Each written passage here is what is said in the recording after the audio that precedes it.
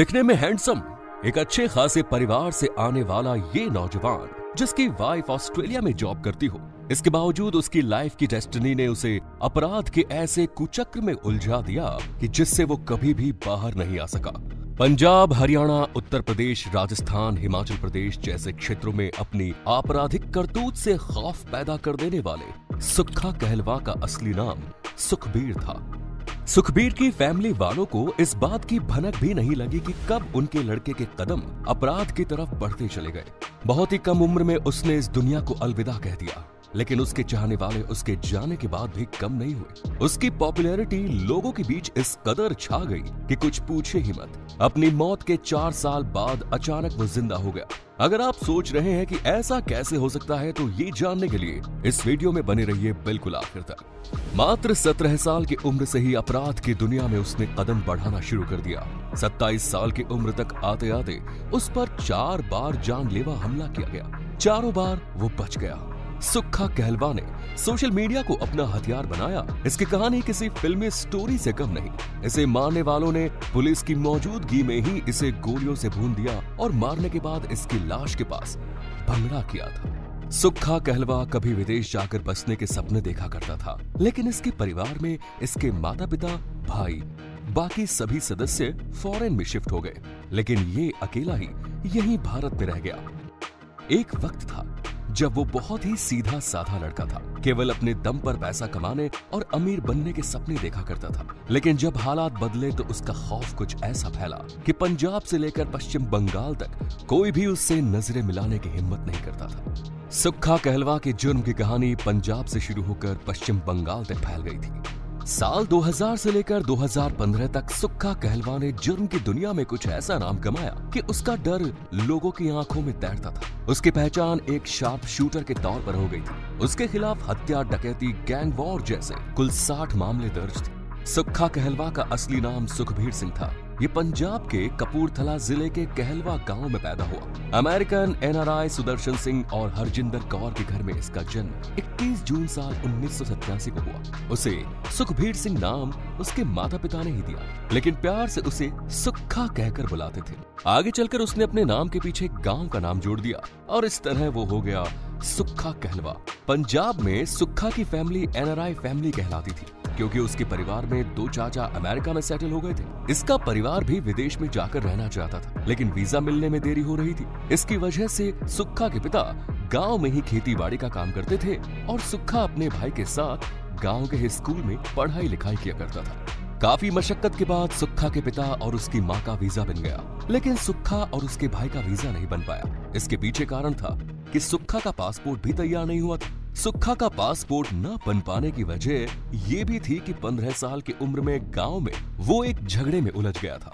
गांव के 2 गुटों में झगड़ा हुआ और बात इतनी बढ़ गई थी कि थाने तक पहुंच गई। इस झगड़े में जो रिपोर्ट लिखी गई उसमें दूसरे लड़कों के साथ सुक्खा का भी नाम लिखवा दिया गया, जिसकी वजह से सुक्खा के पुलिस वेरिफिकेशन में अड़चन आ रही थी और इसी वजह से उसका पासपोर्ट भी नहीं बन पा रहा था। इसीलिए सुक्खा के माता पिता अपने दोनों बच्चों को यहीं छोड़कर अमेरिका चले गए।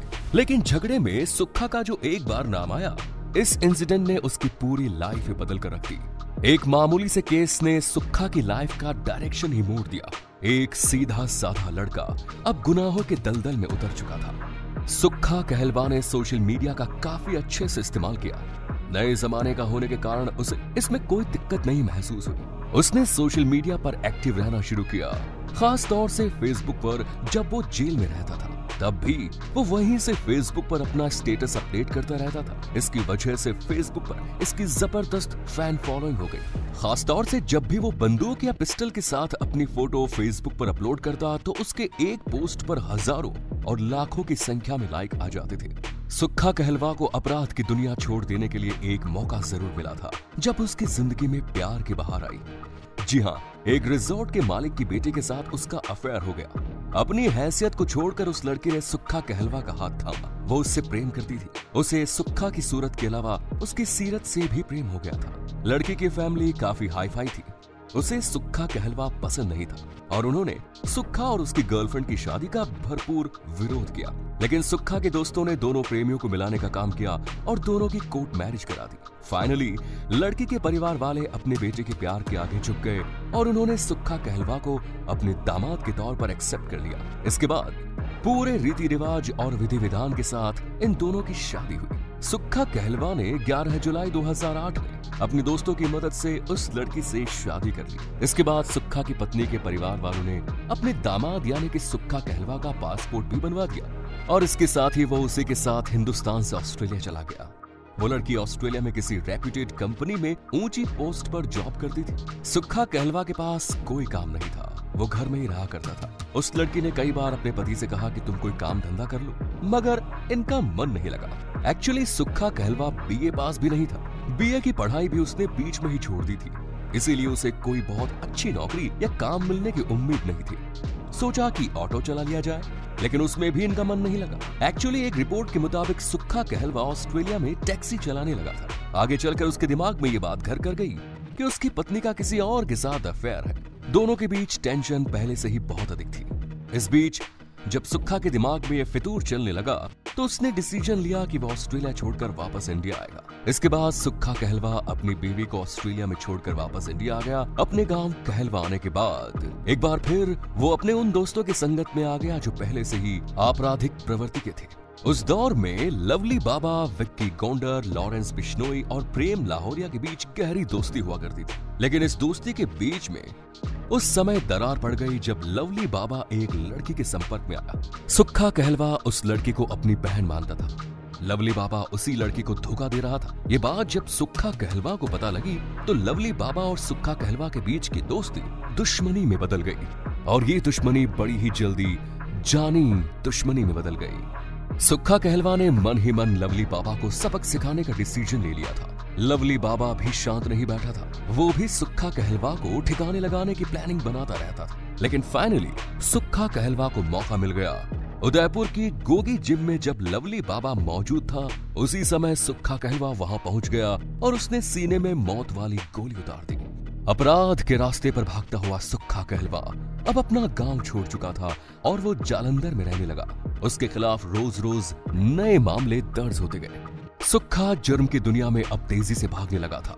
अपने आवारा दोस्तों के साथ मिलकर उसने लूटपाट शुरू कर दी। मारपीट और झगड़े का सिलसिला शुरू हुआ। चोरी और लूटपाट के बाद जब उसे पुलिस ने पकड़ा और उस पर केस बनाया गया तो इसके बाद वो पुलिस की नजर में भी पक्का अपराधी बन गया। इसके बाद सुक्खा कहलवा ने कभी पीछे मुड़कर नहीं देखा और अपराध की दुनिया का बादशाह बनता चला गया। सुक्खा कहलवा के पास अपराध करने की कोई मजबूरी नहीं थी। उसकी फैमिली ये एनआरआई फैमिली थी। पंजाब में भी उसके पास 150 एकड़ की जमीन थी। लेकिन इसे संगत का असर कहिए या दिमाग का फितूर कि सुक्खा कहलवा अपराध के रास्ते पर फिसलता ही चला गया। आगे चलकर सुक्खा कहलवा पंजाब का नंबर 1 गैंगस्टर कहलाया जाने लगा। नंबर 1 शार्प शूटर, एक बेरहम हत्यारा। पंजाब का बड़े से बड़ा गैंगस्टर भी इस बात को अच्छी तरह से समझ चुका था कि अगर सुक्खा कहलवा ने किसी को मारने का मन बना लिया है तो फिर उसे सुक्खा से कोई नहीं बचा सकता। उसका निशाना अचूक होता था। उसके बारे में यह भी कहा जाता है कि एक व्यक्ति को तो उसने केवल दांतों से काटकर ही मार डाला था। सुक्खा कहलवा का अपराध का ग्राफ बढ़ता ही जा रहा था। हत्या की कोशिश, कॉन्ट्रैक्ट किलिंग, रोबरी, लूट जैसे मामले उसके नाम चढ़ते ही चले गए। ये घटना साल 2010 की है जब पंजाब में बीजेपी के नेता और फगवाड़ा के प्रधान गुरुदर्शन ढिल्लों की हत्या की गई। ये हत्या सुक्खा कहलवा ने ही की थी। इस हत्याकांड को अंजाम देने के लिए सुक्खा कहलवा ने एक AK-47 का इस्तेमाल किया। इस हत्याकांड की वजह से सुक्खा कहलवा पंजाब के हर गली मोहल्ले में चर्चा का विषय बन गया। लोग इसके बारे में बातें करने लगे और इसका खौफ भी लोगों के भीतर रहने लगा। सुक्खा कहलवा को सोशल मीडिया की लत लगी हुई थी। वो अपने हर इंसिडेंट की फोटो फेसबुक और दूसरी सोशल मीडिया साइट्स पर जरूर अपलोड करता था। उसके द्वारा अपलोड की गई फोटो पर लोगों का रिस्पॉन्स भी काफी आता था। एक तरीके से कहा जाए तो लोगों के बीच उसकी फैन फॉलोइंग बढ़ती ही जा रही थी। सुक्खा कहलवा जब कभी भी रिवॉल्वर या पिस्टल के साथ अपनी फोटो खिंचवाता और उसको सोशल मीडिया पर अपलोड करता तो उसको लाइक करने वालों की कभी कमी नहीं रहती। दोस्तों, हम वीडियो में आगे बढ़ेंगे, लेकिन उससे पहले अगर आपने अभी तक चैनल को सब्सक्राइब नहीं किया है तो जल्दी से सब्सक्राइब कर दीजिए। सुक्खा को भी सोशल मीडिया की लत लग गई। जब वो जेल में रहता तो उस समय भी वो अपनी फोटो खिंचवाता और उसे फेसबुक पर अपलोड करता। फेसबुक पर स्टेटस अपलोड किया करता था। यहाँ तक कि जब वो पेशी पर लाया जाता था उस समय भी वो अपनी फोटो खिंचवाता और उसको सोशल मीडिया पर अपलोड करता। सुक्खा कहलवा धीरे धीरे सोशल मीडिया पर वायरल होने लगा। इस तरीके से सोशल मीडिया पर आने से एक तरफ सुक्खा कहलवा को पॉपुलैरिटी मिल रही थी, वहीं दूसरी तरफ सुक्खा कहलवा का खौफ दूसरे लोगों और गैंगस्टर्स के बीच बढ़ता ही जा रहा था। अक्टूबर 2015 में सुक्खा कहलवा ने एकदम संजय दत्त के स्टाइल में फोटो खिंचवाई और अपनी फोटो को संजय दत्त की फोटो के साथ अपलोड करते हुए लिखा, ना डर चाली लाली दा, न पुलिस दे हुटर दा।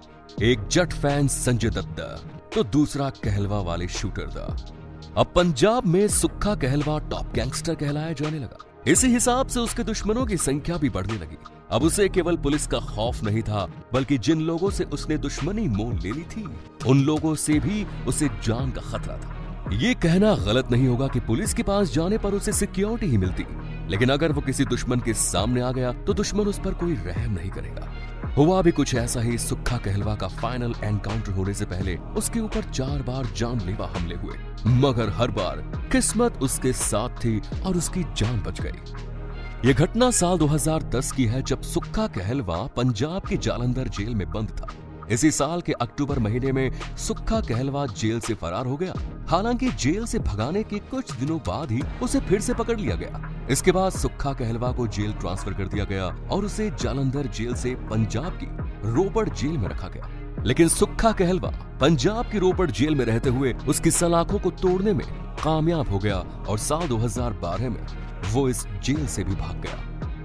जानकारी के मुताबिक पंजाब की रोपड़ जेल से भागकर सुक्खा कहलवा राजस्थान चला गया, लेकिन वहां उसका राजस्थान पुलिस के साथ एनकाउंटर हो गया। इस एनकाउंटर में सुक्खा कहलवा की जान तो बच गई, लेकिन उसका एक साथी पुलिस की गोलियों का शिकार हो गया। सुक्खा कहलवा वहां से भागने में कामयाब हो गया। आगे चलकर सुक्खा कहलवा उत्तर प्रदेश के एक गैंगस्टर यास्मीन के संपर्क में आ गया। इन लोगों ने हिसार में एक ज्वेलर के पास से माल लूटने की योजना बनाई। ज्वेलर्स हरमीत सिंह के पास ये लोग पहुंचे और उसके पास से 4 किलो सोना और 2 लाख कैश लेकर वहां से फरार हो गए। आगे चलकर इन लोगों के बीच माल के बंटवारे को लेकर जबरदस्त झगड़ा हुआ। ये झगड़ा जानलेवा हो गया। यास्मीन ने अपने भांजे और दूसरे लोगों के साथ मिलकर सुक्खा कहलवा का गेम बजाने का पूरा प्लान बना लिया। उन सभी ने उसका गला रेत दिया, उसे मरा हुआ मानकर यमुना नदी में बहा दिया। यास्मीन ने यह समझ लिया कि सुक्खा कहलवा मर चुका है, लेकिन सुक्खा कहलवा की किस्मत बहुत जोरदार थी। यमुना नदी में बहते हुए वो कुछ लोकल लोगों के हाथ में लगा और उसे उन्होंने बचा लिया। इसके बाद लोग उसे सरकारी अस्पताल में ले गए, जहां से उसे कानपुर मेडिकल अस्पताल रेफर कर दिया गया। इसके बाद सुक्खा कहलवा पश्चिम बंगाल चला गया। वहां उसके पिताजी के दोस्त रहते थे। उसने वहीं रहकर अपना इलाज कराया। वो कुछ समय पश्चिम बंगाल में ही रहकर समय बिताना चाहता था, क्योंकि वो जानता था कि उसके ऊपर जो केस लगे हैं और उसने जो कांड किए हैं उसकी वजह से पुलिस उसे काफी गंभीरता से तलाश रही होगी। वो पुलिस की जांच के ठंडा होने का इंतजार कर रहा था, लेकिन पंजाब पुलिस सुक्खा कहलवा के साथ साथ उसके करीबियों के फोन पर भी नजर रखे हुए थे। और एक बार पंजाब पुलिस सुक्खा कहलवा की लोकेशन पंजाब पश्चिम बंगाल में ट्रेस करने में कामयाब हो गई। इसके बाद पंजाब पुलिस ने पश्चिम बंगाल से इस शार्प शूटर सुक्खा कहलवा को हावड़ा से गिरफ्तार किया। पंजाब लाकर उसे नाभा जेल में बंद करके रखा गया। इस जेल में उससे मिलने के लिए उसके दोस्त आया करते थे और वो दोस्तों के साथ फोटो खिंचवाता था। सुक्खा कहलवा अपनी फोटो अपनी फेसबुक फैन पेज पर भी अपलोड करता था। इस बीच सुक्खा कहलवा को एक झटका लगा। उसका सगा भाई सोनू कहलवा पंजाब की कपूरथला जेल में बंद था और वहां उसकी मौत हो गई। उसकी मौत को लेकर कई सारे सवाल भी उठने लगे। ये कहा गया कि किसी दुश्मन गैंग ने उसकी हत्या कर दी। वहीं दूसरी तरफ ये भी कहा गया कि सोनू कहलवा काफी बीमार था, उसे जेल में समय पर इलाज नहीं मिला और उसकी मौत हो गई। सुक्खा कहलवा कपूरथला जेल में अपने बड़े भाई सोनू कहलवा की मौत का शोक मना रहा था, लेकिन उसके दुश्मन उसके लिए भी साजिशों का जाल रच रहे थे। सुक्खा कहलवा की मौत की भूमिका भी उसके लिए एक अपराध के चलते शुरू बनी। उसने नवप्रीत सिंह उर्फ लवली बाबा की हत्या की थी और उस मामले में सुक्खा के खिलाफ सोनू बाबा गवाही दे रहा था। वो गांव लिदाड़ा का रहने वाला था। पेशी के दौरान जब इन दोनों का आमना सामना हुआ तो सुक्खा कहलवा और सोनू बाबा के बीच कहासुनी हो गई और इसी कहासुनी के दौरान कोर्ट परिसर में ही सोनू बाबा ने सुक्खा कहलवा को एक थप्पड़ रसीद कर दिया। सुक्खा कहलवा उस समय तो चुप हो गया, लेकिन उसने इतना जरूर कहा कि जेल से छूटने के बाद सोनू बाबा तेरा गेम ओवर हो जाएगा। ये धमकी सोनू बाबा के दिल दिमाग पर असर कर गई। वो अच्छी तरह से जानता था कि अगर सुक्खा कहलवा ने किसी को मारने का मन बनाया है तो यमदूत उसे लेने के लिए जरूर आएंगे। इसीलिए उसने सुक्खा कहलवा को जान से मारवाने के लिए 5 लाख रुपए की सुपारी दी। ये सुपारी उसने हरजिंदर सिंह यानी विक्की गोंडर को दी। आपको पता है लवली बाबा और विक्की गोंडर कभी एक दूसरे के जिगरी हुआ करते थे। लवली बाबा की मौत के बाद विक्की गोंडर ने भी उसकी मौत का बदला लेने की कसमें खाई।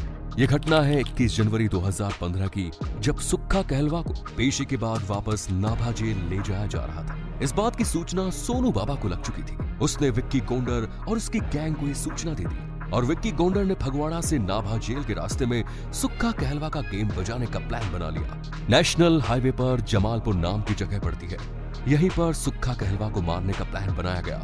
इस घटना को अंजाम देने के लिए 2 दिन पहले ही 2 फॉर्च्यूनर गाड़ियों को लूटा गया और उत्तर प्रदेश से हथियारों का इंतजाम किया गया। सुक्खा कहलवा पुलिस की खुली जीप में जा रहा था। उसके साथ पुलिस के सुरक्षाकर्मी मौजूद थे। अचानक 2 फॉर्च्यूनर गाड़ी आई और उन्होंने पुलिस की जीप को रोक दिया। इस तरह दर्जन भर बदमाश 2 फॉर्च्यूनर से उतरकर जब सामने आए तो पुलिस वाले अपने आप ही जीप से उतरकर किनारे खड़े हो गए। इसके बाद बदमाशों ने उस जीप को घेरकर सुक्खा कहलवा पर गोलियां बरसाना शुरू कर दिया। जब उन्हें यकीन हो गया कि सुक्खा कहलवा अब मर चुका है, इसके बाद गोलियों की बौछार रुक गई और वो सारे के सारे बदमाश रुककर भांगड़ा करने लगे। इसके बाद बड़े आराम से वो वहां से चले गए। सुक्खा कहलवा की सुरक्षा में तैनात 2 थानेदार, 3 हवलदार और 2 सिपाही चुपचाप उसे अपनी आंखों के सामने मरता हुआ देखते रहे। बदमाशों ने बाकायदा भांगड़ा डांस का वीडियो भी बनाया और जाते जाते ये ऐलान कर दिया कि हत्या मलोट के विक्की गोंडर ने की है। जब सुक्खा कहलवा की बॉडी का पीएम हुआ तो उसके शरीर से 100 बुलेट निकाली गई। आगे चलकर इस हत्याकांड में पुलिस वालों की इन्वॉल्वमेंट की भी बात सामने आई। तो इस तरह सुक्खा कहलवा की जिंदगी का दी एंड हुआ। लेकिन अपनी मौत के लगभग 4 साल बाद 2020 के शुरुआती दिनों में एक बार फिर सोशल मीडिया पर सुक्खा कहलवा के फेसबुक पेज ने हलचल मचा दी। उसके फैंस ने जब सुक्खा के पेज पर जब अपडेट देखी तो ये बात सामने आई कि सुक्खा कहलवा मारा नहीं गया बल्कि जिंदा है। जब इस बात की हकीकत की जांच की गई तो पता चला कि सुक्खा कहलवा की जिंदगी पर एक फिल्म बन चुकी है जिसका नाम है शूटर, और इस फिल्म की रिलीज डेट भी डिसाइड हो गई थी। लेकिन इस फिल्म को सरकार के द्वारा बैन कर दिया गया था। सरकार के द्वारा ये लॉजिक दिया गया था कि इस फिल्म के जरिए गन कल्चर और गैंगस्टर को ग्लोरीफाई करने की कोशिश की गई है। वैसे आप इस बारे में क्या कहते हैं हमें कमेंट्स में जरूर बताएं। चैनल को सब्सक्राइब करें। धन्यवाद।